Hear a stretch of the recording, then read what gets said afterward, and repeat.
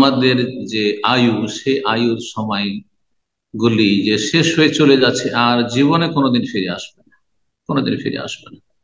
সুতরাং রব্বুল আলামিন আমাদেরকে ভালো কাজে এই সময়গুলি লাগাবার তৌফিক দান করেন। গুনার কাজ থেকে আল্লাহ রাব্বুল আলামিন যেন বাঁচিয়ে রাখেন। সময় সম্পর্কে রব্বুল আলামিনের সামনে যে জিজ্ঞাসা হবে আমাদের, ওয়ান শাবাবিহি ফিমা আবলা, আন উমরিহি ফিমা আফনাহ, যে 4-5টি প্রশ্ন হবে হাসরের মাঠে প্রত্যেক বান্দাকে, তার দুটি হচ্ছে সময় সম্পর্কে। আন উমরিহি, আয়ু সম্পর্কে, বয়স সম্পর্কে। ফিমা আফনা, কোথায় শেষ করেছিল। 60 বছর 70 বছর বয়স চলে গেছে, এই সময়গুলি কোথায় কাটিয়েছিলে? নেকির জায়গায় কাটিয়েছিলে না গুনহার জায়গায় কাটিয়েছিলে? কিছু আখেরাতের সম্বল গ্রহণ করেছিলে না শুধু পেট পেট, পয়সা পয়সা, দুনিয়া দুনিয়া করেছিলে? ফিমা আফনা, কোথায় নিজের আয়ু অতিক্রান্ত করেছিলে, পার করেছিলে? ওয়ান শাবাবিহি, এবং বিশেষ করে আমাদের সবচেয়ে মূল্যবান সময় যৌবন, এই যৌবন সম্পর্কে প্রত্যেক নর নারীকে আল্লাহ জিজ্ঞাসা করবেন। ফিমা আবুলা, কোথায় ক্ষয় করেছিলে?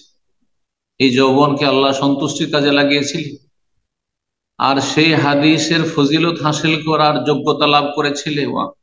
শাবুন নাশা ফি ইবাদাতিল্লাহ, এমন যুবক, এমন যুবতী, নাশা ফি ইবাদাতিল্লাহ, আল্লাহর ইবাদতে নিজের সময়কে পার করেছে, লালিত পালিত হয়ে বড় হয়েছে আল্লাহর ইবাদত বন্দেগীর মাধ্যমে। যৌবনটা কেটেছে আল্লাহ সন্তুষ্টির কাজ। ওয়াসজুদ ওয়াখতারিব, সূরা আলাকের সর্বশেষ ছোট্ট আয়াত একটি। ওয়াসজুদ, আল্লাহ রাব্বুল আলামিনকে সেজদা করো, অর্থাৎ সালাত আদায় করো।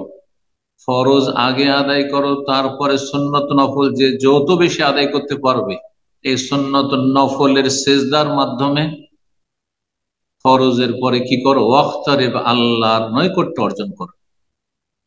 যদি আল্লাহর নৈকট্য অর্জন করতে পারি তাহলে কামিয়াব, আর না হলে ব্যর্থ। যে সময়গুলি এখন চলছে তার একটি গুরুত্বপূর্ণ হচ্ছে লাইলাতুল কদর, শেষ দশকের এই রাতগুলি। গোটা বছরে 360টি রাতের সবচেয়ে শ্রেষ্ঠ রাত, জোড় হোক আর বেজোড় হোক, সবচেয়ে শ্রেষ্ঠ উত্তম রাত হচ্ছে এই শেষ দশকের রাতগুলি। গতকালকে একটি রাত পার হয়ে চলে গেছে, আজকে একটি রাত পার হয়ে যাবে, সামনে আসছে 23। বিশেষ করে বেজোড় রাতগুলির কথা আরো তাকিদের সাথে বলবো, গুরুত্বের সাথে বলবো। 23, 25, 27, 29, এই যে মোবারক রাতগুলি আসছে, রমজান মাসে যে সময়গুলি চলে গেছে, চলে গেছে, যা কিছু করেছি আল্লাহ যেন কবুল করেন, আর যে ঘাটতি ত্রুটি হয়েছে আল্লাহ যেন মাফ করে দেন, পকড়াও না করেন, হিসাব না নেন আল্লাহ রাব্বুল আলামিন। আল্লাহ যেন হিসাব সহজ করেন। যে সময়গুলি আসছে সেই সময়গুলি আল্লাহ যেন আমাদের ভালো কাজে লাগাবার তৌফিক দান করে।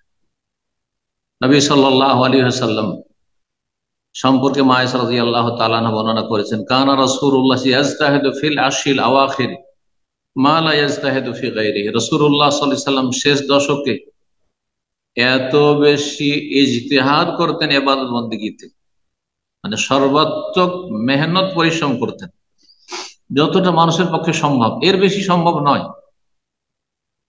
এত বেশি মেহনত করতেন যে এর বেশি মেহনত পরিশ্রম করে ইবাদত বন্দী করা সম্ভব নয়।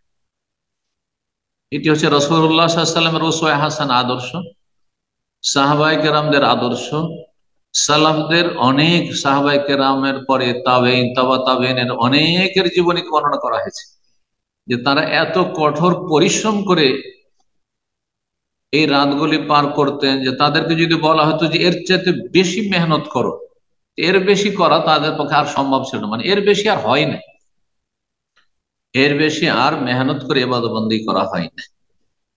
এত বেশি কঠোর পরিশ্রম মেহনত করে ইবাদতবন্দি করতেন সালাফগণ রাসূলুল্লাহ সাল্লাল্লাহু আলাইহি ওয়াসাল্লামের পরে। কানা রাসূলুল্লাহ ইয়াজতাহিদু ফিল আশরিল আওয়াখির, শেষ দশকে রাসূলুল্লাহ সাল্লাল্লাহু আলাইহি ওয়াসাল্লাম এমন মেহনত পরিশ্রম করে ইবাদতবন্দি করতেন মা লা ইয়াজতাহিদু ফি গায়রিহি, অন্য কোন রাতে বা দিনে এত কঠোর পরিশ্রম করে ইবাদতবন্দি করতেন না। এই একটি হাদিস। আর একটি হাদিস রাসূলুল্লাহ সাল্লাল্লাহু আলাইহি ওয়াসাল্লামের স্মরণ করিয়ে দেব। কানা ইযা দাখালাল আশরু, যখন রমজানের শেষ দশক শুরু হইতো, 21-এর রাত শুরু হয়েছে, নবী সাল্লাল্লাহু আলাইহি ওয়াসাল্লামের আদর্শ হচ্ছে যে সাদ্দা মিজারাহু, লুঙ্গি মজবুত করে শরীরের সাথে বেঁধে নিতেন, মানে সর্বাত্মক প্রস্তুতি নিতেন, যতটা প্রস্তুতি নেওয়া সম্ভব।